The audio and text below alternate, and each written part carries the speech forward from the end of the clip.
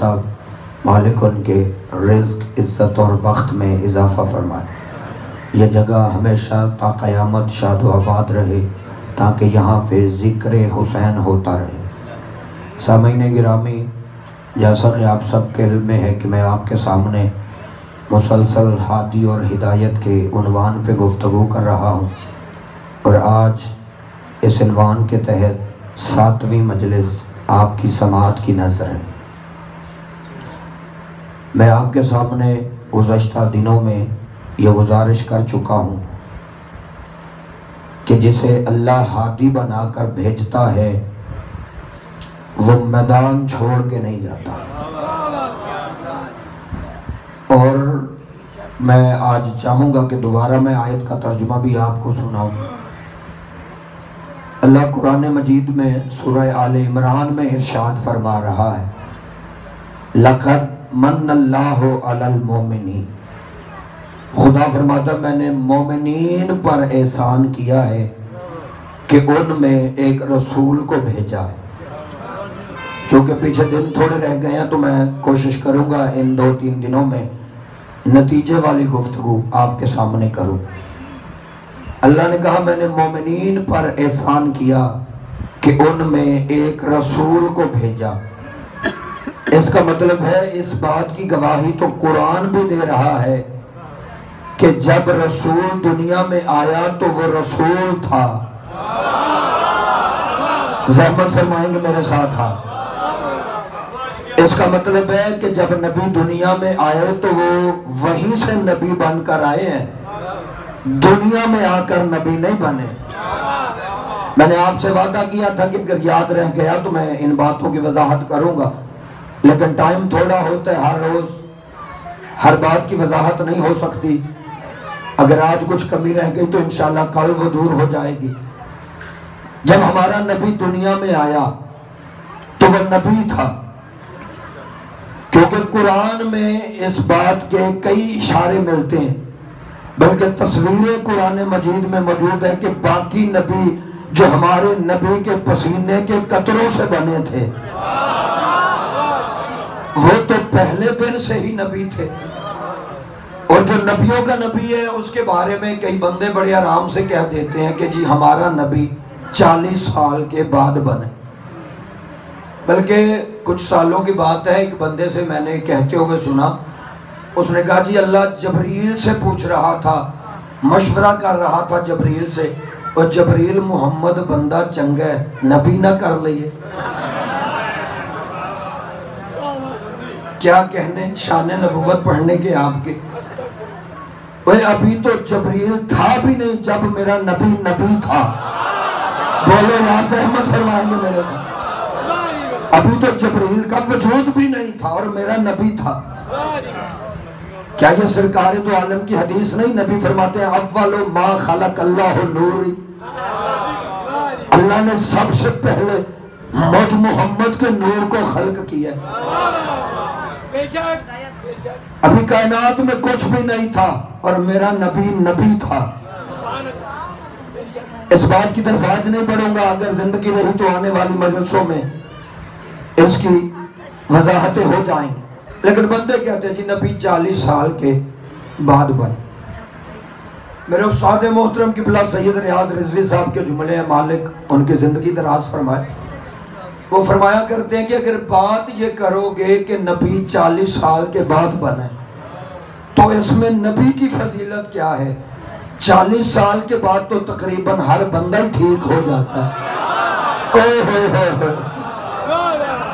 میں سلام کر رہے اس بندے کو جسے اس بات کی سمجھ ہے۔ بندے کہتے ہیں جی نبی 40 سال کے، میں نے پہلے بھی جو دعوت ذوالعشیرہ پڑھی تھی آپ کے سامنے، وہاں واقعی نبی کی زندگی اس وقت 40 سال کی تھی، لیکن اس کا مطلب یہ نہیں کہ نبی بنے ہی 40 سال بعد ہیں، اور نبی نے اعلان صرف 40 سال کے بعد کیا ہے، اور اس کی وجہ آپ کے سامنے پڑھنے لگا۔ بندے کہتے جی اگر نبی شروع سے نبی ہے پھر 40 سال تک نبی چپ کیوں رہے؟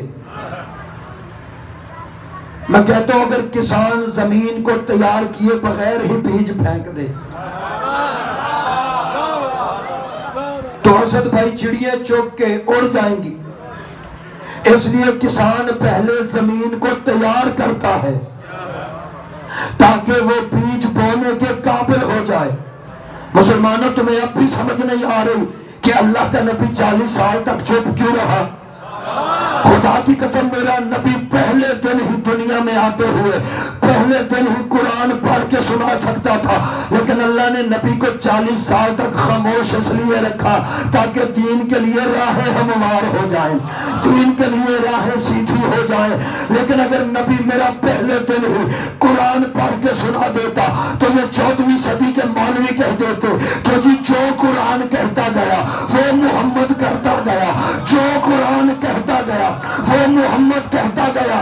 اس لیے اللہ نے کہا نبی پہلے انہیں قرآن پڑھ کے نہیں سنانا، پہلے انہیں قرآن پڑھ کے دکھا پھر قرآن پڑھ کے سنانا، پہلے قرآن پڑھ کے دکھا پھر قرآن پڑھ کے سنانا، تاکہ دنیا کو پتا چلے کہ تو قرآن کی پیروی نہیں کرتا، قرآن تیری پیروی میں نازل ہوا ہے۔ آپ جی سلامت رہے، مالک زندگی دراز فرمایا۔ دنیا کو پتا چلے کہ تو قرآن کی پیروی نہیں کرتا بلکہ قرآن تیرے کردار کا نام ہے۔ جاؤ جا کے کتابیں پڑھ کے دیکھو۔ بسم اللہ مرسا مالک زندگی دراز فرمایا۔ قرآن تیری پیروی کرتا ہے کیونکہ تیرے کردار کا نام قرآن ہے۔ خدا کی قسم باقی جتنے لوگ دنیا میں تھے وہ عمل کرتے تھے آیت آنے کے بعد،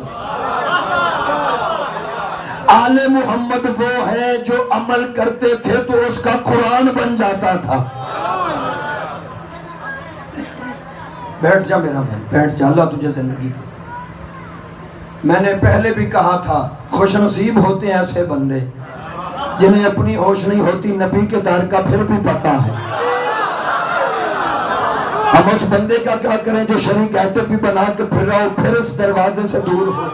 آئے ہائے ہائے، مذہب تیرا جو بھی ہے، مسلک تیرا جو بھی ہے، عقیدہ تیرا جو بھی ہے، میں کسی کا مذہب بدلنے آتا ہی نہیں۔ اوہ ہم تو پہلے والے سنبھال لیں تو بڑی بات ہے، نئے بندے شیعہ کر کے اسد بھائی ہم نے کرنے ہی کیا ہے؟ اگر پہلوں نے پوچھنا ہے کہ علی کی گواہی دینی ہے کہ نہیں دینی، قطن آپ بے خوف ہو کے بیٹھا کریں میری مجلس میں، میں قطن کسی کا مذہب تبدیل کرنے آتا ہی نہیں۔ جو بندہ جس مذہب پہ ہے اسے اس کا دین مبارک، اسے اس کا مذہب مبارک۔ لیکن دوستان گرامی غیرت کا تقاضا ہے، مذہب یہ پہچان کے نام ہے، لیکن ان ہستیوں کو تو ماننا چاہیے جنہوں نے دین کو بچایا ہے۔ جی اگر نبی شروع سے نبی تھے تو 40 سال تک چپ کیوں رہے؟ ایک وجہ تو یہ ہو گئی کہ نبی پہلے کردار منوا رہا تھا۔ اللہ نے کہا تھا پہلے کردار منوا پھر ان کے سامنے اپنی توحید اور اپنی رسالت اور میری توحید کا اعلان کرنا، ان کے سامنے پہلے کردار منوا لے۔ اس لیے نبی نے 40 سال کردار منوایا اور پھر اعلان رسالت کیا 40 سال کے بعد۔ نبی شروع سے نبی، بلکہ حدیث ہے سرکار دو عالم کی نبی فرماتے کنتو نبی و آدم بین الماء والطین، میں اس وقت بھی نبی تھا جب آدم مٹی اور پانی کے درمیان تھا۔ نہیں بولیں گے آپ میرے ساتھ، احمد فرمائیں۔ دنیا میں آنا تو بات کی بات ہے، دنیا میں آنے سے پہلے بھی نبی فرماتے میں اس وقت بھی نبی تھا جب آدم مٹی اور پانی کے درمیان تھا۔ لیکن بندے کہتے جی اگر شروع سے نبی تھے تو 40 سال تک چپ کیوں رہے؟ میں کہتا ہوں اگر بات یہ کرو گے کہ نبی 40 سال کے بعد بنے، پھر مجھے اتنا بتاؤ، میں آج اس ممبر پہ کھڑے ہو کے 7 محرم کے دن میں شرافت بات اپنے اہل اسلام بھائیوں سے بڑے ادب کے ساتھ سوال کر کے پوچھ رہا ہوں قبلہ اگر بات یہ کرو گے کہ نبی 40 سال کے بعد بنا، پھر مجھے بتاؤ نبی 40 سال پہلے کیا تھا؟ نانا یا زحمت فرمائے میرے ساتھ، مجھے بتاؤ اعلان تو نبی نے کیا ہے 40 سال کی ایج میں، اور پہلے 40 سال ہمارے نبی کا مذہب کیا تھا؟ ہمیں بتاؤ۔ یاد رکھنا، کوئی بھی انسان ہو وہ اپنی زندگی میں ایک وقت میں 3 حالتوں میں سے کسی ایک حالت پر ضرور ہوتا ہے۔ بات کی سمجھ آئی میری؟ کوئی بھی انسان ہو، امیر غریب کی بات ہی نہیں، شیعہ سنی کی بات ہی نہیں، مذہب سے ہٹ کے، مسلک سے ہٹ کے، کوئی بھی انسان ہو وہ ایک وقت میں 3 حالتوں میں سے ایک حالت پر ضرور ہوتا ہے۔ کون کون سی؟ یا وہ خود نبی ہوتا ہے، یا کسی نبی کا امتی ہوتا ہے، یا پھر کافر ہوتا ہے۔ اب بتاؤ 40 سال پہلے مصطفیٰ کیا تھا؟ نہیں چپ رہو گے تو غلط فہمی میں اضافہ ہو جائے۔ شروع سے نبی جناب نہیں مانتے، امتی کسی نبی کا اس نبی کو میں نہیں ماننے دوں گا، اس لیے کہ معاذ اللہ نقل کفر نباشد، اگر یہ نبی بھی کسی کا امتی بن گیا پھر یہ سردار انبیاء کیسے ہے؟ پھر یہ امام الانبیاء کیسے؟ ہمیں بتایا جائے 40 سال پہلے ہمارے نبی کا مذہب کیا تھا۔ حضرت بلال حبشی رضی اللہ تعالی عنہ، نبی نے انہیں خط لکھ کر نہیں بلایا تھا، یہ عشق مصطفیٰ کی خوشبو سونگھتا ہوا آ گیا کہ یہاں ایک نبی آنے والا ہے۔ سلیمان نے فارس چھوڑ دیا، کمبر نے یمن چھوڑ دیا، فضہ نے حبش چھوڑ دیا۔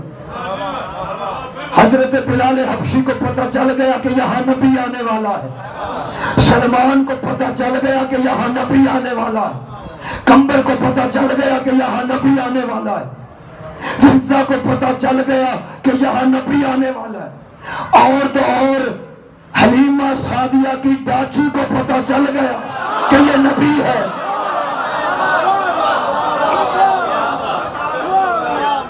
ڈاچی کو پتہ چل گیا کہ یہ نبی ہے، اور جو خود نبی تھا اسے پتہ ہی نہیں چلا۔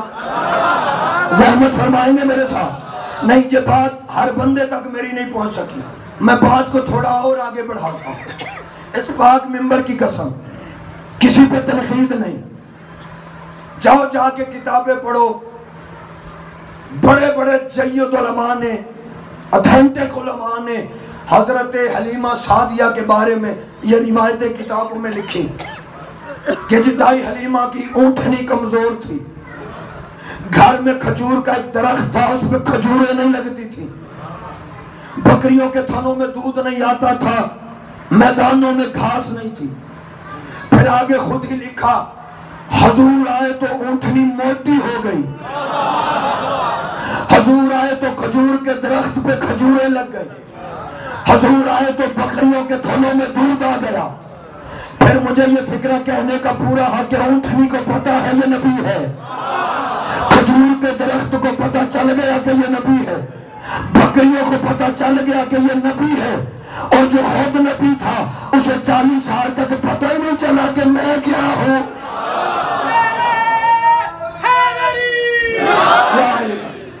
اصل میں قبلہ حادثہ یہ ہوا کہ دنیا کو میرے نبی کی سمجھ ہی نہیں آ سکی۔ نہیں، میں ابھی اگلا جملہ پڑھوں گا، آپ کے دل سے دعا نکل آئے۔ دنیا کو نبی کی سمجھ ہی نہیں آ سکی۔ اگر انہیں دنیا کو نبی کی سمجھ آتی تو پھر بندے یہ باتیں کیوں کرتے؟ اگر سمجھ ہوتی نبی کی تو بندے یہ کیوں کہتے، سلام اس پر جس کے گھر میں نہ بستر تھا، نہ بوریا تھا، نہ منجی تھی، نہ پیڑی تھی۔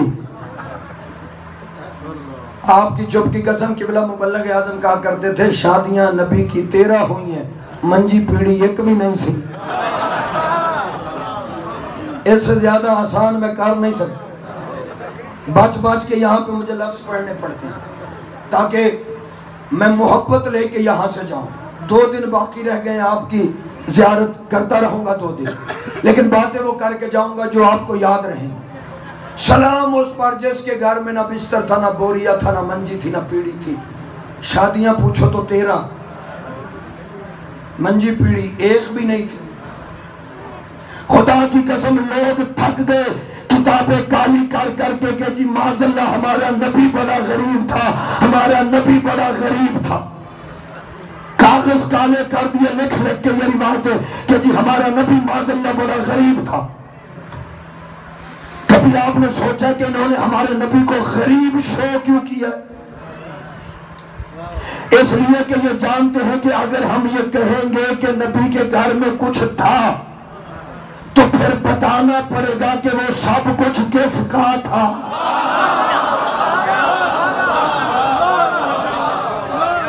بندے صرف اس لیے نہیں کہتے کہ نبی کے گھر میں کوئی چیز تھی، اس لیے کہ بتانی پڑے گی وہ کس کی تھی۔ نوجوان بھائیوں یاد رکھنا، میرے نبی کے گھر میں جو کچھ بھی تھا وہ سیدوں کی نانی بی بی خدیجہ الکبریٰ کا تھا۔ جاؤ علماء سے پوچھنا جب یہ بی بی ہمارے نبی کے گھر میں آئی۔ آج بندے صرف اس دشمنی میں کہ اس بی بی کی محبت علی سے تھی، بیٹا سمجھ کے پالتی رہی بی بی علی کو، بندے کہہ دیتے ہیں جس بندے کو پنڈ میں بھی کوئی نہیں پوچھتا وہ بھی کہتے ہیں جی معاذ اللہ بیوہ تھی۔ اصل میں بی بی بیوہ نہیں تھی، مولوی بیوہ ہے، اس کا واہ کوئی نہیں چاہتا۔ میں سلام کرتا ہوں جس بندے نے میری بات کو سمجھا، جو بیوہ تھی۔ ایک طرف بندوں نے یہ روایتیں لکھی کہ بڑے بڑے بادشاہوں کے رشتے بی بی خدیجہ الکبریٰ کو آئے، اور بی بی نے یہ کہہ کے واپس کر دیے لیسانی کفوان، یہ میرا کف نہیں ہے۔ اور دوسری طرف انہوں نے بی بی خدیجہ کے 2 شوہر وہ لکھ دیے جنہیں محلے میں کوئی نہیں جانتا۔ خدا کی قسم قرآن پڑھ کے دیکھو، مریم کے لیے معصوم کف نہیں تھا، اللہ نے مریم کی شادی ہی نہیں کروائی، اسے بغیر شوہر کے بیٹا دے دیا۔ وجہ کیا ہے؟ معصوم کف نہیں تھا، مریم کے برابر کا کوئی نہیں تھا، اللہ نے کسی غیر معصوم سے مریم کی شادی نہیں کروائی۔ وجہ کیا ہے؟ ایک ہی وجہ ہے، اللہ نے مریم کی شادی غیر معصوم سے اس لیے نہیں کروائی تھی کیونکہ مریم نے بننا تھا عیسیٰ جیسے معصوم کی ماں، مریم نے بننا تھا ایک معصوم کی ماں۔ اب گھر جا کے فیصلہ کرنا، اور جو ایک معصوم کی ماں ہو وہ تو کسی غیر معصوم کے نکاح میں نہیں جاتی، اور جو خدیجہ قیامت تک کے معصوموں کی ماں ہو۔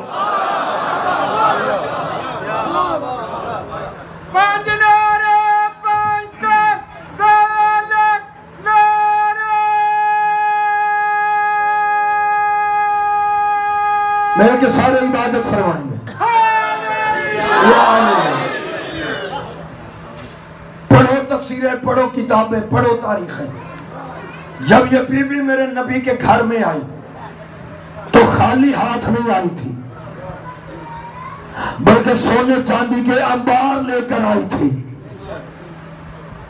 خدا کی قسم آپ چپ رہے یا بول پڑے، اتنی مالدار تھی سیدہ خیمہ کہ جس بندے کا کمر بند سونے کا ہوتا تھا نا، لوگ دیکھ کے سمجھ جاتے تھے کہ خدیجہ کا غلام جا رہا۔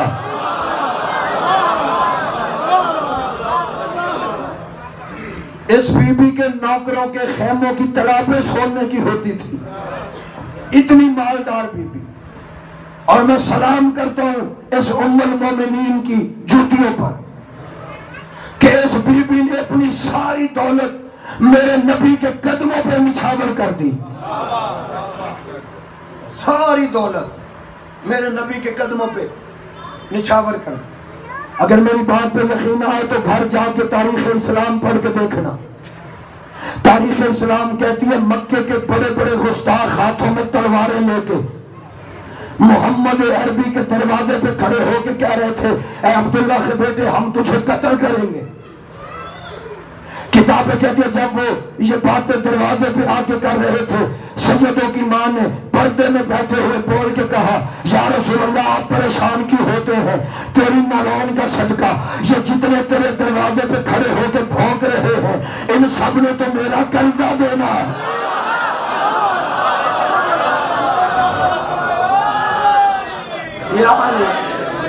سرکار آپ پریشان کیوں ہو رہے ہیں؟ جی بسم اللہ خیر ہو آپ کی یا علی یا سرکار آپ پریشان کیوں ہوتے ہیں؟ ان سب نے تو میرا قرضہ دینا، یہ سارے تو میرے مقروض ہیں. اتنا جملہ کہہ کے بی بی فرماتی ہے یا رسول اللہ آپ میرے مولا ہے، آپ میرے آقا ہے، آپ میرے شرعی حاکم ہیں، یہ غیر محرم ہے. سرکار آپ میرے شرعی حاکم ہیں، یہ لوگ غیر محرم ہیں. سرکار اگر آپ مجھے اجازت دے دے ان سے بولنے کی، واہ واہ کیا کہنے بی بی تیری عظمت کے بی بی شریعت جانتی تھی. دیکھ کے کہتی مولا آپ میرے شرعی حاکم ہیں، یہ غیر محرم ہے. اچھی بیوی ہوتی وہ ہے جو شوہر کی مرضی کے بغیر کوئی کام نہ کرے. بی بی نے کہا مولا اگر آپ مجھے اجازت دے دیں ان سے بولنے کی تو پھر میں دیکھتی ہوں یہ تیرے قتل کا نام کیسے لیتے ہیں. بی بی فرماتی ہے مولا تو قتل کی بات کرتا ہے، تو ایک دفعہ ان سے بولنے کی مجھے اجازت دے، اگر یہ تیری حویلی میں آ کے تیرے قدموں پہ سر رکھ کے تیرا کلمہ پڑھ کے نہ جائے تو مجھے اپنی کنیز نہ کہنا. اب کتابیں کہتی ہیں نبیوں کے نبی نے بیچ بی بی خدیجہ الکبریٰ کو اجازت دی ان کے ساتھ بولنے کی. ادھر اجازت ملی، پردے کے پیچھے سیدہ خما کھڑی ہوئی، پردے کے پیچھے کھڑی ہو کے بی بی خدیجہ الکبریٰ نے ایک ایک سردار کا نام لے کے کہا او فلاں ابن فلاں، او فلاں ابن فلاں، کیا تم نے میرا قرضہ نہیں دینا؟ ہماتن متوجہ آخری آدمی تھا، کیا تم نے میرا قرضہ نہیں دینا؟ بی بی کا یہ لفظ کہنا تھا، سارے سردار ہاتھ باندھ کے کھڑے ہو گئے. دیکھ کے کہتے بی بی تیرا قرضہ نہ ہوتا ہم سردار نہ بنتے، تیرا قرضہ نہ ہوتا ہم جاگیردار نہ بنتے، تیرا قرضہ نہ ہوتا ہم مالدار نہ بنتے، تیرا قرضہ نہ ہوتا ہم سخی نہ بنتے، تیرا قرضہ نہ ہوتا ہم غنی نہ بنتے. بی بی ہماری تو نسلیں بھی تیری مقروض رہیں گی، ہماری تو نسلیں بھی تیری مقروض رہیں گی. ان کا یہ جملہ کہنا تھا. یا بی بی آواز دے کے کہتی ہے میں کچھ نہیں جانتی، یا ابھی میرا قرضہ واپس کرو یا اس محمد کے قدموں پہ اپنا سر رکھ کے اس کا کلمہ پڑھتے جاؤ، میں قرضے معاف کرتی جاتی.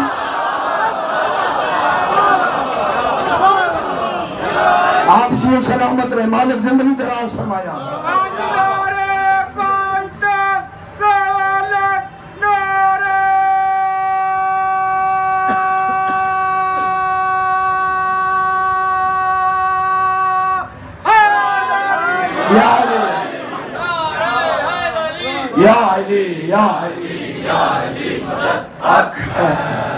مولا سلامت رکھے یا علی کہنے والا.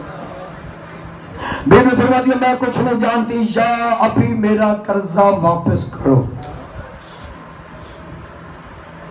خدا کی قسم بندے سوچ بھی نہیں سکتے جتنی یہ بی بی امیر تھی. مجھے ایک روایت یاد آ رہی ہے، اگر کہیں تو میں وہ بھی پڑھ دوں. اتنی مالدار خاتون تھی جناب سیدہ خما کہ کتابیں کہتی ہیں اور اہل سنت بھائیوں کی کتابیں کہتی ہیں، ان کے علماء نے لکھا اتنی مالدار تھی بی بی کے کم از کم 1000 بندہ بی بی کے دسترخوان پہ صبح کو ناشتہ کرتا تھا. 1000 بندہ دوپہر کا کھانا کھاتا، سینکڑوں بندے رات کا کھانا کھاتے. اتنی مالدار بی بی، سینکڑوں بندے صبح ناشتہ کرتے، سینکڑوں دوپہر کا کھانا اور سینکڑوں ہی رات کا کھانا. اور جس برتنوں میں بی بی کھانا کھلاتی تھی نا، وہ برتن مٹی کے نہیں ہوتے تھے، وہ پیتل سٹیل کے نہیں ہوتے تھے، کتابیں پڑھ کے دیکھو، بی بی خدیجۃ الکبریٰ لوگوں کو جن برتنوں میں کھانا کھلاتی تھی وہ برتن ہوتے تھے سونے اور چاندی کے۔ سینکڑوں بندے آتے تھے بی بی کے گھر کھانا کھانے، غریب مسکین بھوکے لوگ بھکاری لوگ بی بی کے دسترخوان پہ کھانا کھانے آتے۔ خدا کی قسم کتابیں کہتی ہیں ادھر یہ کھانا کھا کے اٹھتے، بی بی خدیجہ کا ایک بڑا لاڈلا غلام تھا جس کا نام ہے میسرہ، ادھر لوگ کھانا کھا کے غریب مسکین لوگ کھانا کھا کے اٹھتے، میسرہ آواز دے کے کہتا ہوں میری شہزادی کے دسترخوان پہ بیٹھ کے کھانا کھانے والوں، آئے ہائے اور میری شہزادی کے دسترخوان پہ بیٹھ کے کھانا کھانے والوں، اپنے جھوٹے برتن ساتھ لے جاؤ، اپنے جھوٹے برتن ساتھ لے جاؤ، ہمیں تمہارے جھوٹے برتنوں کی ضرورت نہیں، اپنے جھوٹے برتن ساتھ لے جاؤ۔ اب راوی کہتے سینکڑوں بندے صبح سونے کے برتن لے جاتے، سینکڑوں دوپہر کو، سینکڑوں رات کو سونے کے برتن لے جاتے، اور پھر آج ہمیں ایسے سناتے فلاں جی بڑا عرب کا وڈیرا تھا، وہ جی بڑا سردار تھا، وہ بڑا مالدار تھا، وہ بڑا سخی تھا۔ خدا کی قسم کوئی مالدار نہیں تھا، سارے بیکاری تھے، صرف بی بی خدیجہ کے برتن بیچ بیچ کے کوئی سخی بن گیا، کوئی امیر بن گیا، کوئی۔ بہت شکریہ سرکار، آپ جی سلامت رہے۔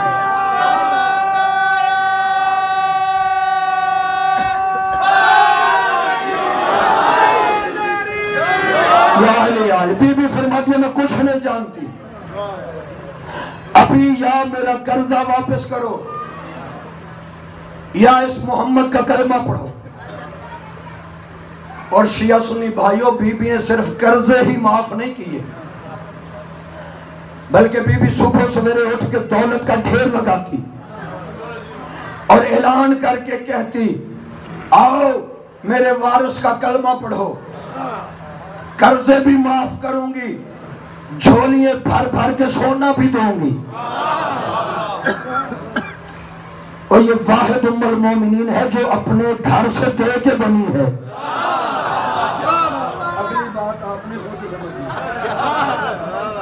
یہ واحد ام المومنین جو اپنے گھر سے دے کے بنی۔ آؤ میرے وارث کا کلمہ پڑھو، سونا بھی دوں گی، قرضے بھی معاف کروں گی۔ آج جس بندے کو اپنے شہر میں کوئی نہیں پوچھتا وہ بھی کھڑا ہو کے کہتا شیعہ پیسے لے کے ماتم کرتے ہیں۔ اعتراض وہ کرتا ہے جس کے بڑے پیسے لے کے کلمے پڑھتے رہے۔ نا یار بول پڑے میرے ساتھ آئید فرمائیں گے آپ۔ ایک بندہ کہنے لگا جی آپ شیعہ پیسے دے کے ماتم کرواتے ہیں۔ میں نے کہا میں انکار کیوں کروں، ظاہر ہے اگر سنگت نے جانا ہے تو پھر گاڑی کا خرچہ تو ہونا چاہیے۔ اس نے کہا جی آپ پیسے دے کے ماتم کرواتے ہیں۔ میں نے کہا میں انکار کیوں کروں، ہم پیسے دیتے ہیں، تو اپنا ریٹ بتا۔ میں نے کہا تو اپنی قیمت بتا، تیری قیمت کیا ہے، میں پیسے دیتا ہوں۔ میں نے کہا تو پیسے مانگنے والا بن، ہمیں تو حسین بادشاہ کے نام پہ لٹوانے کا مزہ ہی بڑا آتا ہے۔ یہ پیسے لے کے لوگ کلمہ پڑھتے رہے، پیسے لے کے۔ ہمیں پتہ ہے بندوں نے کلمے کیسے پڑھے، کسی نے پیسے کے لالچ میں پڑھا، کسی نے علی کے ڈر سے پڑھا، کسی نے محمد سے قرآن سن کے پڑھا، کسی نے۔ ہمیں پتہ ہے بندے کلمے کیسے پڑھتے رہے، لیکن بی بی خدیجۃ الکبریٰ فرماتی آؤ میرے وارث کا کلمہ پڑھو، قرضے بھی معاف، سونا بھی دوں گی۔ جتنے اہل سنت بھائی میرے مجمع میں تشریف فرمائیں، میں کیمروں کی موجودگی میں کہہ رہا ہوں، روایت ہے صحابی رسول کی، نبی کے صحابی حضرت ابو بکر رضی اللہ تعالی عنہ، وہ فرماتے ہیں میرے قد سے زیادہ سونا ہوتا تھا۔ نہیں، اس بات پہ جو اہل سنت ہے وہ میری تائید فرمائیں۔ میں اپنے بھائیوں کے لیے یہ جملے پڑھ رہا ہوں۔ حضرت ابو بکر صدیق رضی اللہ تعالی عنہ وہ فرماتے ہیں اتنا سونا ہوتا تھا کہ میرے قد سے زیادہ اونچا ڈھیر لگا ہوتا تھا جو بی بی خدیجہ ہر روز تقسیم کرتی تھی۔ تائید فرمائیں گے آپ میری، اتنا سونا میرے قد سے زیادہ، اور بی بی خدیجہ وہ روزانہ تقسیم کرتی تھی۔ لیکن راوی کہتے ہیں جب شام کے وقت سونا ختم ہو جاتا، نبی چادر اٹھا کے چادر کو جھاڑتے اور جھاڑ کے خدیجہ شکریہ ادا کرنے کے لیے بی بی خدیجہ کی طرف رخ کرتے، بی بی قدموں پہ ہاتھ رکھ کے کہتی سرکار کنیز کو شرمندہ نہ کرے، بس صبح اٹھ کے جو آپ کا چہرہ دیکھا تھا اسی کا صدقہ اتارا ہے۔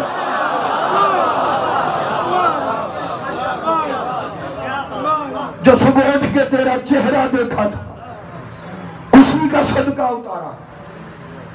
یاد رکھنا بیوی بیوی میں بھی فرق ہوتا ہے۔ جو میرڈ حضرات بیٹھے ہو ان جملوں پہ توجہ کرنا، جو بھی اس پروسیس سے نہیں گزر رہے وہ تو چپ رہیں گے۔ قبلہ ہر گھر میں عورتوں کا مزاج ایک جیسا نہیں ہوتا۔ نہیں پریشان تو نہیں ہوگے؟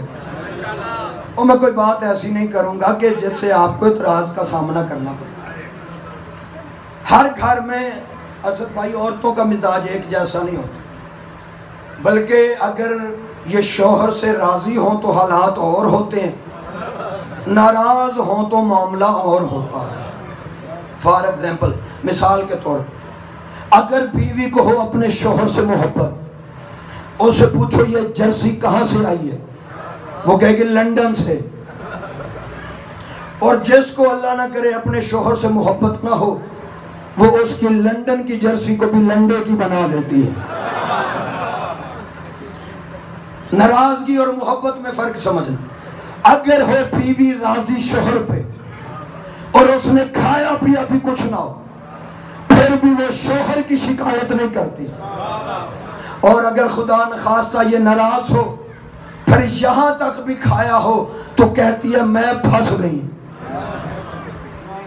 کہنے کا مقصد میرا یہ ہے کہ اگر بیوی راضی ہو تو اتنے شوہر کو پڑھا کے اتنا کر دیتی ہے، اور اگر بیوی ناراض ہو، شوہر ناراض سے بھی ہو کر آ جائے تو یہ ماننے کے لیے تیار نہیں ہو۔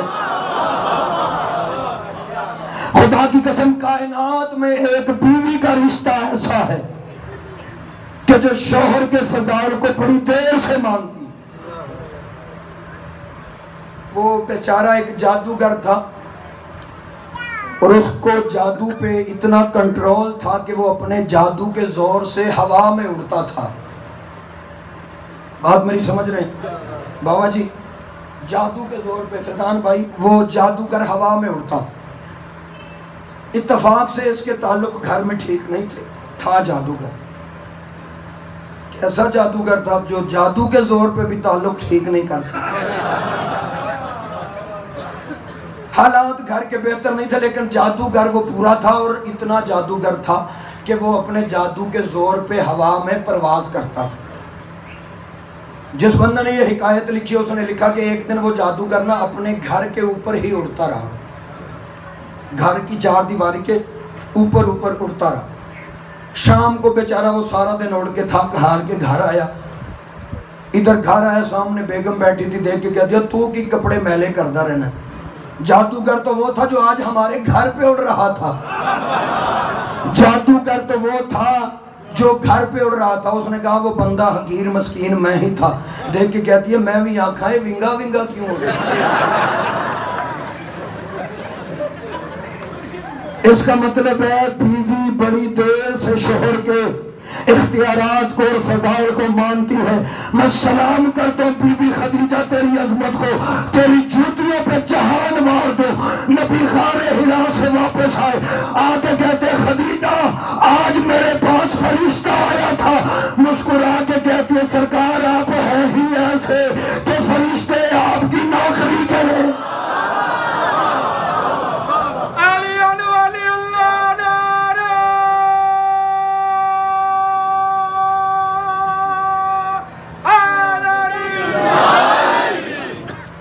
عقیدت اور احترام تھا جناب خدیجۃ الکبریٰ کے دل میں میرے نبی کا۔ یہی سبب ہے کہ جب بی بی کی شادی کا وقت قریب آیا تو بی بی خدیجۃ الکبریٰ نے عورت کے ناز کو توڑتے ہوئے اپنا رشتہ خود بھیجا۔ احترام رسالت میں رشتہ خود بھیجا، کیونکہ اللہ نے عورت کو یہ راز دیا ہوا ہے کہ یہ پہر نہیں کرتی رشتے میں۔ بلکہ کئی شریف گھروں نے تو درمیان میں بندے رکھے ہوتے ہیں کہ جی انہوں نے آنکھوں ساڑھے وال ویکھن، جیسے رسول کی بیٹی کا رشتہ اللہ کے ذمہ تھا، بندے کسی اور کے ذمہ لگا دیتے، لیکن بی بی خدیجہ الکبریٰ نے رشتہ خود بھیجا، عورت کے ناز کو توڑ کے جب رشتہ بھیجا اللہ کو، خدیجہ الکبریٰ کی یہ ادا اتنی پسند آئی، اللہ نے کہا جا خدیجہ تو نے میرے محمد کے لیے عورت کے ناز کو توڑ کے رشتہ بھیجا ہے، جا میں اللہ وعدہ کرتا ہوں آج سے لے کر قیامت تک جب بھی میرے اس نبی کی شریعت میں کسی کا نکاح ہوگا، مولوی پہلے لڑکی کی مرضی پوچھے گا پھر لڑکے کی پوچھے گا۔ میرا اللہ جانتا ہے دلہا بالکل تیار بیٹھا ہوتا ہے قبول قبول قبول کہنے کے لیے، ادھر نکاح خواہ آتا ہے وہ کہتا ہے نہیں جی پہلے ادھر، اگر لڑکی ہاں کہہ دے تو پھر اس سے پوچھتے ہیں قبول ہے یا نہیں، ٹھیک ہے۔ بی بی خدیجہ الکبریٰ نے رشتہ خود بھیجا، لے کر آیا میسرہ۔ اب یہاں پہ اور بھی روایتیں ہیں، کوئی بندہ غلط فہمی کا شکار نہ ہو جائے کہ جی مولوی صاحب یہ کیا روایت پڑھ گئے۔ ایک روایت بی بی صفیہ لے کر گئی رشتہ، ایک روایت جناب ابو طالب گئے، لیکن خدا کی قسم اگر حضرت ابو طالب رشتہ لے کر جاتے تو دو رپھڑ بڑے پڑ جاتے، اگر نبی خود رشتہ بھیج دے، اگر نبی خود رشتہ بھیج دیتے تو رپھڑ پڑ جانے تھے۔ ایک تو سرکار دو عالم کے ذہن پہ حملہ ہوتا، اور دوسرا ہر بندے نے یہ بات ذہن میں رکھنی تھی کہ امیر عورت کو رشتہ بھیجنا سنت رسول ثقلین ہے، اس لیے نبی نے خود رشتہ نہیں بھیجا، بی بی نے رشتہ بھیجا۔ میں آخری جملے پڑھ رہا ہوں، اور میسرہ کے تھرو بی بی نے پیغام بھیجا، میسرہ آیا پیغام لے کے۔ کتابیں کہتی ہیں جب میسرہ آیا نا رشتے کا پیغام لے کے، تو ہمارے نبی بازار مکہ میں کچھ شاپنگ کر رہے تھے، کوئی چیز خرید رہے، میسرہ آیا۔ اب میسرہ نوکر تھا لیکن تھا سمجھدار، کیونکہ بڑے گھر کا نوکر تھا، اور بڑے لوگوں کے نوکر بھی بڑے ہی ہوتے ہیں۔ اس نے بڑی دانش مندی کے ساتھ آہستہ سے چلتا ہوا پیار کے ساتھ نبی کے پاس آیا، آ کے پوچھنے لگا سرکار کیا خرید رہے ہیں؟ نبی نے کہا میری چچی فاطمہ بنت اسد نے مجھے بیٹا بنا کے پالا ہے، اس لیے میں ان کے لیے گفٹ خرید رہا ہوں، میں ان کے لیے تحفہ خریدا۔ اب میسرہ آیا تھا پیغام دینے، اور ظاہر ہے اس نے پیغام ہی دینا تھا کسی حوالے سے۔ اب یہ باتوں کی سیٹنگ کر رہا تھا کہ میں بات کیسے کروں، اور بالکل ویسے سیٹنگ کر رہا تھا وہ جیسے کوئی بچہ تھا تو اس نے امتحان میں ایسے مضمون یاد کیا، ہاکی کا میچ، یہ سوال آتا تھا نا امتحان میں۔ میسرہ اس انداز میں باتوں کی سیٹنگ کر رہا تھا، میں مثال دے کے سمجھانے لگا جیسے بچے سیٹنگ امتحان میں کرتے ہیں۔ وہ کوئی بچہ تھا، اس نے میچ، ہاکی کا میچ، یہ جو مضمون ہوتا ہے وہ اس نے یاد کیا، اس نے خوب رٹا لگایا ہاکی کا میچ۔ وہ رٹا لگانے کے بعد یاد کرتا رہا سارا دن ساری رات، جتنی چھٹیاں پیپر میں تھیں وہ بیچارہ مضمون ہاکی کا میچ ہی یاد کرتا۔ لیکن جب وہ پیپر دینے گیا تو پیپر میں مضمون آ گیا ہوائی جہاز کا سفر۔ وہ یاد کیا کر کے گیا تھا؟ ہاکی کا میچ۔ آگے پیپر میں امتحان میں مضمون آ گیا ہوائی جہاز کا سفر۔ پہلے تو وہ بیچارہ بڑا پریشان ہوا کہ لکھوں کیا، پھر اس نے بڑی دانش مندی سے بڑے ٹیکنیکلی طریقے سے جواب لکھنا شروع کیا۔ اس نے لکھا ایک دفعہ کا ذکر ہے کہ مجھے ہوائی جہاز میں بیٹھنے کا موقع ملا، جیسے ہی جہاز ہوا میں اڑا میں نے کھڑکی سے جھانک کے دیکھا نیچے ہاکی کا میچ ہو رہا تھا۔ اگے انہیں ساری سیٹنگ آپ ہی کر لیں۔ اسی طرح میسرہ نے بھی قبلہ باتوں کی سیٹنگ کی۔ نبی تحفہ خرید رہے تھے، میسرہ آ گئے، دیکھنے لگا سرکار کیا خرید رہے ہیں؟ نبی نے فرمایا میں اپنی چچی کے لیے تحفہ خرید رہا ہوں۔ اب یہ تھا بڑا سیانہ نوکر، بڑے گھر کا تھا، دیکھ کے کہتا ہے سرکار ساری زندگی چچی کے لیے شاپنگ کرنی ہے یا کوئی اور ارادہ بھی ہے؟ نبی نے اس کی طرف دیکھ کے کہا کیا مطلب؟ کیا لگا سرکار ہاتھ جوڑ کے کہا تھا سرکار مطلب یہ ہے کہ جناب نے کوئی ابھی اپنے لیے بھی رشتہ وغیرہ دیکھا ہے یا نہیں؟ خلق عظیم کے وارث نبی کے چہرے پہ مسکراہٹ آئی، مسکرا کے نبی کہتے ہیں نہیں ابھی نہیں۔ آئے آئے آئے اللہ کرے آپ کو میں جملے سمجھا سکوں۔ نبی مسکرا کے کہتے نہیں ابھی تو نہیں دیکھا۔ کیا لگا پھر تو مولا ٹھیک ہو گیا سرکار، پھر تو میری مالکن بھی یہی چاہتی ہے کہ آپ ان کو اپنی کنیزی میں لے لیں، میری مالکن بھی یہی چاہتی ہے کہ آپ اس کو اپنی کنیزی میں لے لیں۔ مجھے اس پاک ممبر کی قسم غلط پڑھو محمد مصطفیٰ حشر کے دن میری شفاعت نہ کرے۔ نبی نے فوراً نہیں کہہ دیا اچھا ٹھیک ہے میں فیصلہ کروں گا اور یا میں نکاح کر لوں گا میں شادی کر لوں گا۔ نبی نے اپنے طور پہ ہاں نہیں کی، بار بار نبی نے ہاں نہیں کی، کیونکہ جو بندہ باہر ہاں کر لے وہ بغیرت معاشرے کا فرد ہوتا ہے۔ شریف گھر کے بچے والدین کی مرضی بھی پوچھتے ہیں۔ جب اس نے کہا نا سرکار دیکھا یا نہیں، نبی نے فرمایا نہیں دیکھا تو نہیں۔ اس نے کہا سرکار پھر کیا ارادہ ہے؟ میری شہزادی بھی یہی چاہتی ہے، میری مالکن بھی یہی چاہتی ہے کہ آپ اسے اپنی کنیزی میں لے لیں۔ اب سنو گے نبی کا جواب کیا آیا؟ نبی دیکھ کے فرماتے ہیں اچھا میں اپنے چچا ابو طالب سے پوچھوں گا، میں اپنے چچا ابو طالب سے پوچھوں گا۔ اب یہاں سے لے کے آخری بندے تک مجھے بول کر بتاؤ کیا یہ نبی اپنی مرضی سے بولتا ہے؟ نہیں، قرآن کہتا ہے وَمَا يَنطِقُ عَنِ الْهَوَىٰ إِنْ هُوَ إِلَّا وَحْيٌ يُوحَىٰ۔ قرآن کہتا ہے یہ نبی اس کی مرضی کے بغیر بولتا ہی نہیں۔ پھر اب مولوی کل کا مرتا مرتا آج مر جائے، لیکن آیت بتا رہی ہے کہ خدا پوچھ رہا تھا ابو طالب تو بتا تیری رضا کیا ہے؟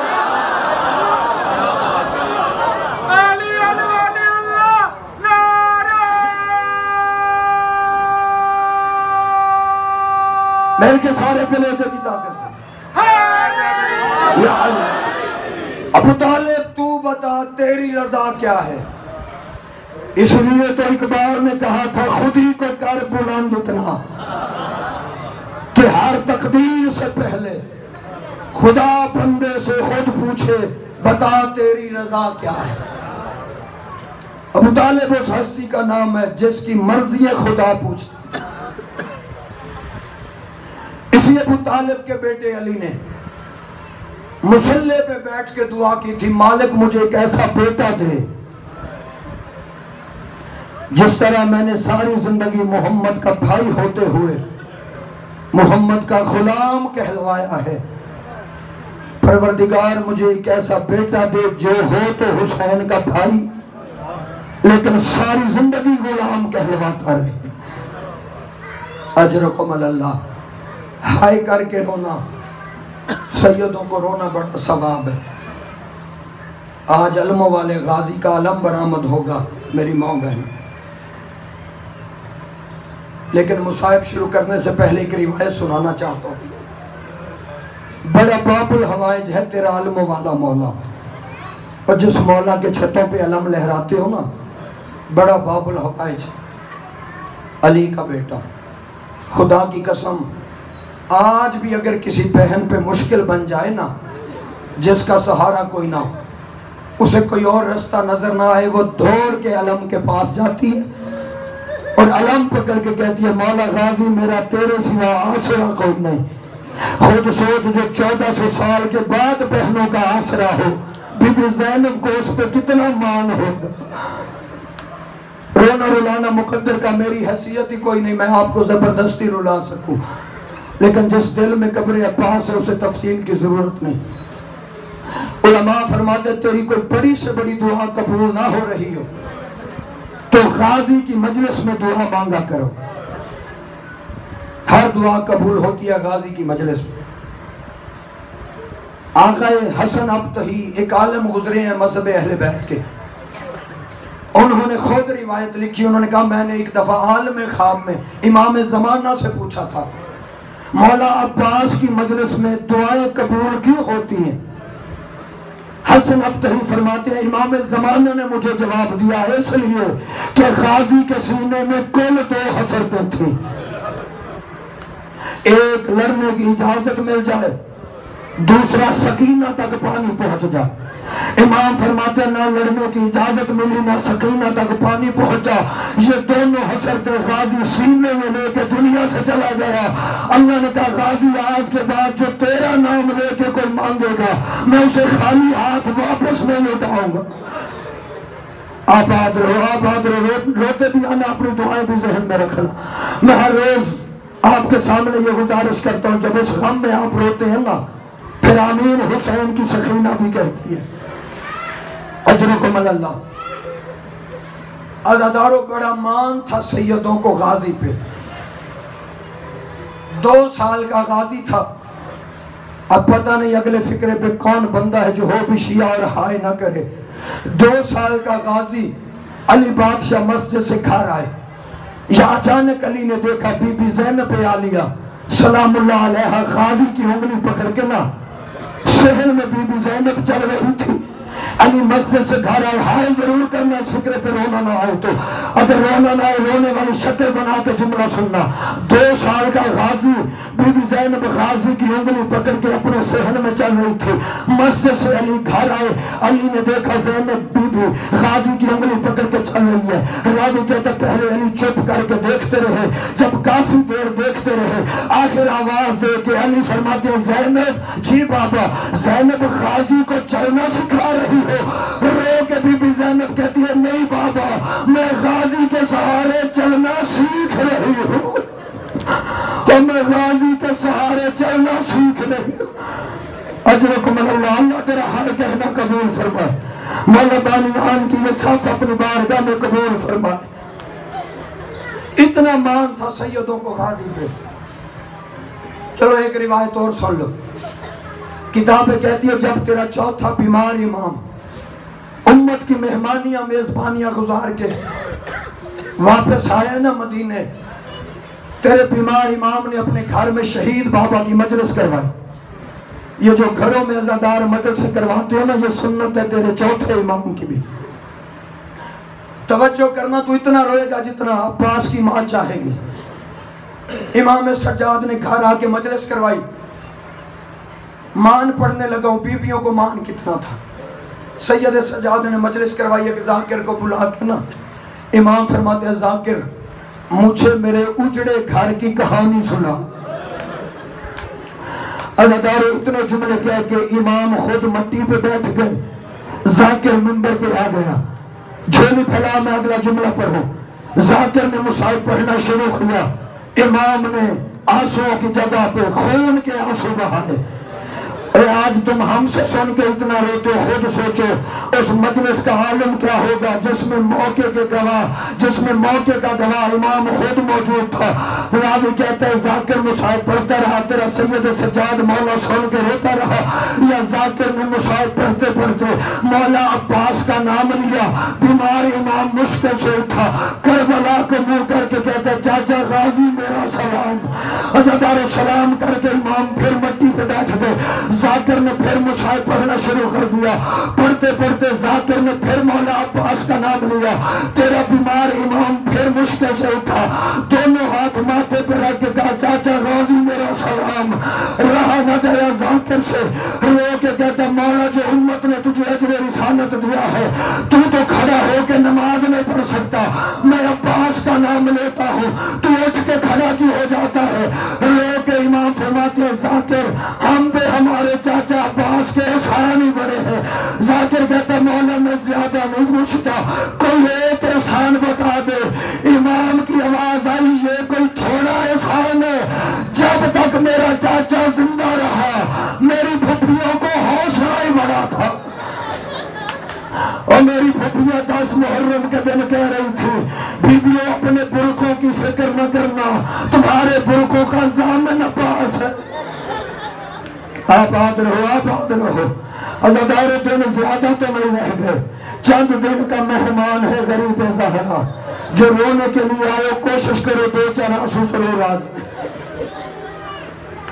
جب تک غازی مولا زندہ رہا بیویوں کو حوصلہ ہی بڑا تھا۔ عزادار 10 محرم کا دن آیا، ایک وقت ایسا بھی آیا حسین کے قریب آ کے نا عباس فرماتے ہیں مولا مجھے مرنے کی اجازت دے۔ میں نے پڑھ لیا، آپ نے سن لیا، شاید آپ کو یہ درد معلوم ہوتا بھائی کو مرنے کی اجازت کیسے دی جاتی۔ غازی نے کہا مولا مجھے مرنے کی اجازت دو۔ رو کے حسین فرماتے ہیں عباس بھلا کوئی دشمنوں میں بھائی کو بھی تنہا چھوڑ کے جاتا؟ عباس میں تیرے بعد تنہا رہ جاؤں گا، ویسے بھی عباس تو میری فوج کا علمدار ہے، جس فوج کا سالار مارا جائے وہ فوج باقی نہیں رہتی۔ جب کہنا جس کا سالار مارا جائے، غازی دائیں بائیں دیکھ کے کہتا مولا مجھے وہ فوج دکھا جس کا میں سالار ہوں۔ مولا جہاں فوج گئی ہے وہاں مجھے بھی بھیج دے۔ حسین فرماتے ہیں عباس تیرے جانے کے بعد تنہا ہو جاؤں گا، بتا کوئی دشمنوں میں بھائی کو تنہا چھوڑ کے جاتا ہے؟ غازی کا جواب سنو گے رو کے غازی مولا فرماتے ہیں مولا میں کیا کروں، میں تیرے بغیر زندہ نہیں رہنا چاہتا، مولا میری جرأت نہیں میں تیرے بعد زندہ رہوں، اجازت دے مولا۔ آواز ہے اچھا جا کے شہزادی زینب سے اجازت لے آ۔ عزادارو غازی آیا بی بی زینب کے دروازے پہ، بی بی زینب مصلی پہ بیٹھی ہوئی، گردن چکا کے غازی نے شہزادی کو سلام کیا۔ رو کے غازی کہتے شہزادی میں کچھ مانگنے آیا ہوں۔ علی کی بیٹی رو کے کہتی ہے غازی ذرا سوچ کے مانگنا، مدینہ نہیں کربلا ہے، علی کی بیٹی آباد نہیں کربلا میں غریب ہو گئی ہے، غازی مانگو کیا مانگتے ہو؟ غازی کہتا ہے شہزادی مجھے مرنے کی اجازت دے دے۔ عزادار مرنے کا نام آیا، بی بی فرماتی ہے قد صدقت امیر المومنین، سچ کہا تھا میرے بابا نے۔ آواز آئی تیرے بابا نے کیا کہا تھا؟ بی بی رو کے کہتی ہے غازی ابھی تو بہت چھوٹا تھا جب میرے باپ علی نے میری کلائیاں چوم کے کہا تھا زینب تیری زندگی میں ایک وقت ایسا آئے گا جب تیرے ہاتھوں میں رسیاں باندھی جائیں گی۔ غازی پھر اللہ نے تجھے مجھے دیا اور میں تیری جوانی دیکھتی تھی، میں تیری طاقت دیکھتی تھی۔ غازی جب میں تجھے چلتا دیکھتی میں سوچتی تھی جس کا تیرے جیسا بھائی ہو کس کی جرأت ہے جو اس کی بہن کی چادر کی طرف دیکھے۔ آباد رہو آباد رہو، اللہ تیرا رونا قبول فرما لے۔ اجازت مل گئی غازی کو، غازی گھوڑے پہ بیٹھ کے چلنے لگا۔ تو جوان ہے اس لیے نہیں رو سکا، ادھر غازی چلا 64 بیبیوں نے پتھروں کا ماتم کیا۔ کسی کی آواز آ رہی تھی واہ محمد، کسی کی آواز آ رہی تھی واہ حجابہ، ہائے غازی میری چادر، ہائے غازی میرا پردہ۔ عزاداران امام مظلوم، ادھر غازی چلنے لگا یا بی بی سکینہ آگے، بی بی فرماتی ہے چچا گھوڑے سے اتر۔ غازی گھوڑے سے اترے، بی بی فرماتی ہے چاچا احسان کر میں مشکیزہ تجھے خود پہناؤں گی لیکن میرا قد چھوٹا ہے تیرا قد بڑا ہے، چاچا یا تو زمین پہ بیٹھ یا مجھے اٹھا۔ سنو کہ جملہ جب کہا نا تو زمین پہ بیٹھ یا مجھے اٹھا، عزادار علی کے بیٹے نے جھکنا شروع کیا، جھکتے جھکتے جھکتے جب غازی کے ہاتھ سکینہ کے قدموں پہ آ گئے نا، غازی کا رخ مدینے کے ہو گیا۔ آواز آئی اماں ام البنین آپ تو راضی ہے نا، اماں دیکھ تیری وفا دنیا دیکھ رہی ہے۔ ادھر غازی کے ہاتھ سکینہ کے قدموں پہ تھے یا خیمے سے علی کی بیٹی کی نظر پڑی، رو کے بی بی فرماتی ہے غازی تو نے مشکل میں حسین کی بیٹی کا حیا کیا ہے، جب زینب کا وعدہ ہوا تیرے جو ہاتھ سکینہ کے قدموں پہ آئے ہیں نا وہ قیامت تک علموں پہ بلند رہیں گے، تیرے یہ ہاتھ علموں پہ بلند رہیں گے۔ عزادار مشکیزہ پہنا عباس نے دریا کے کنارے پہنچے، عباس نے پانی میں گھوڑا داخل کیا، پانی کی مشک بھری، بڑی جلدی کارا مشک بھر کے غازی باہر نکلا۔ علامہ نسیم عباس رضوی صاحب اللہ ان کے درجات بلند فرمائے، وہ فرمایا کرتے تھے غازی نے مشک بھر کے دعا مانگی مالک میرے مرشد کے بچے پیاسے ہیں اور مشک بھرتے ہوئے میرے ہاتھ پانی میں بھیگ گئے ہیں، مولا جب میں حسین کے سامنے جاؤں تو میرے یہ دونوں بازو ساتھ نہ ہو، یہ دعا مانگ کے غازی دریا سے نکلا، خیموں کی طرف جا رہا تھا۔ ایک بغیرت کہتا اگر پانی خیموں میں چلا گیا ہم جیتی ہوئی جنگ ہار جائیں گے، حملہ کرو۔ عزادار ایک ظالم نے چھپ کے وار کیا، غازی کا دایاں بازو قلم ہوا، آواز آئی اکبر کا صدقہ گیا۔ اتنی دیر میں دوسرے ظالم نے وار کیا، بایاں بازو کٹا، آواز آئی سکینہ کا صدقہ۔ عزادار جب مشق میں تیر لگے ہیں نا، پانی بہ گیا، پھر عباس گھوڑے پہ سنبھلا نہیں۔ عزادار گھوڑے کی زین سے عباس زمین پہ آیا، مجھے بول کے بتاؤ اگر کوئی گھوڑے سے گرے، فطرت کہتی ہے سوار اپنے ہاتھ منہ پہ رکھتا ہے، اور غازی کے بازو تو تھے نہیں، منہ کے بل علی کا بیٹا زمین پہ آیا۔ آواز آئی مولا میرا آخری سلام۔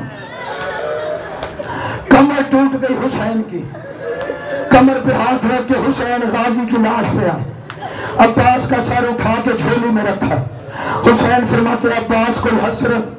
غازی رو کے کہتا مولا میرے مرنے کے بعد میری لاش خیمے نہ لے جانا، مولا میرے مرنے کے بعد میری لاش سکینہ کو نہ دکھانا۔ آواز آئی غازی پھر کرو کیا؟ غازی رو کے کہتا مولا میرے مرنے کے بعد میری لاش عمر سعد کو دے دینا، اور اس سے کہنا غازی کہتا تھا اور تو نے جتنے گھوڑے دوڑانے ہیں میری لاش پہ دوڑا لے، اور میرے مولا کی لاش کو پامال نہ کرنا۔ اللہ تیرا پوچھا قبول فرما لے۔ بس آخری جملے سنو، عبادت تیری میری مکمل ہو چکی، میں دیکھ رہا ہوں ہر آنکھ میں آنسو ہے، بس 2 جملے اور سن لو۔ عباس کوئی اور حسرت، کوئی اور خواہش؟ غازی کہتا مولا جب میں دنیا میں آیا تھا میں نے پہلی زیارت تیری کی تھی، مولا آج میں دنیا سے جا رہا ہوں، میری ایک آنکھ میں تیر ہے، دوسری آنکھ میں خون جمع ہوا ہے، مولا میرے بازو ہوتے میں تجھے کبھی زحمت نہ دیتا، مولا احسان کر میرے بازو ہے نہیں، مولا میری آنکھ سے تیر نکال، میں دیکھنا چاہتا ہوں غریب کیسے ہوتے ہیں، اور جن کا کوئی نہ رہ جائے وہ غریب کیسے ہوتے ہیں۔ عزادار حسین نے آنکھیں صاف کی، عباس نے حسین کو دیکھا، پھر تھوڑی دیر کے لیے حسین چھپ کر گیا، غازی کی لاش تڑپی، آواز ہے مولا نوکر کی زندگی میں پریشان کیوں ہے؟ آخری جملہ میری ماں بہنوں اس جملے پہ علم لے آنا، آخری جملہ۔ حسین چھپ ہوئے، غازی نے پوچھا مولا پریشان کیوں؟ حسین فرماتے ہیں غازی میں نے تیری حسرت پوری کی ہے، ایک 32 سال کی حسرت میری بھی ہے۔ غازی کہتے ہیں مولا حکم کر کے، امام فرماتے ہیں یہی تو حسرت ہے، میں تجھے بھائی کہتا ہوں تو مجھے مولا کہتا ہے۔ غازی 32 سال ہو گئے ہیں مجھے ترستے ہوئے، تو مجھے بھائی کہے۔ غازی ایک دفعہ اپنی پیاری زبان سے مجھے بھائی کہہ دے۔ حسین کا جو جملہ کہنا تھا، غازی فرماتے ہیں مولا کیسے کہوں، میں کوئی بطول کا بیٹا ہوں اور میں تو تیری کنیز کا بیٹا ہوں۔ عباس کا یہ جملہ کہنا تھا، ریت کے ٹیلے سے کسی کالے برقع والی بی بی کی آواز آئی، غازی تو ام البنین کا نہیں، تو مجھ زہرا کا بیٹا ہے، غازی تیرے کرتے میں نے سیے تھے اور میرے غریب کو بھائی کہہ دے۔ عباس کی آواز آئی، ام البنین معاف کرنا، حکم محمد کی بیٹی کا ہے۔ یا 32 سال میں پہلی دفعہ عباس کی زبان سے نکلا، یا غریب، ہائے میرا غریب ویر، ہائے میرا مسافر ویر، ہائے میرا بھوکا پیاسا ویر۔ ماتم عباس، ماتم